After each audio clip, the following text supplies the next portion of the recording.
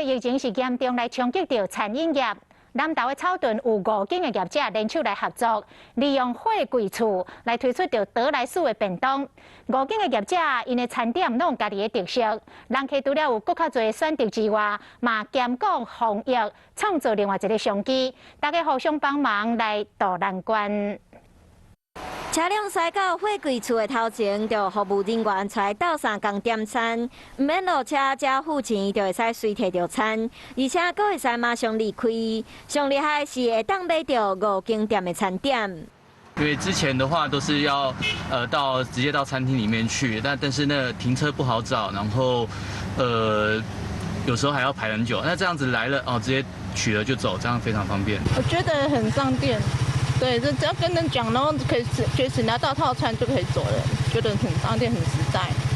因为疫情影响，餐饮业者经营真困难。伫草屯镇就5间店家为着要生存和照顾员工，做伙做一个炸断去的平台，想要到反应阁真好，而且敢若需要负担1/5的成本，等到阁比伫店内的生意阁较好。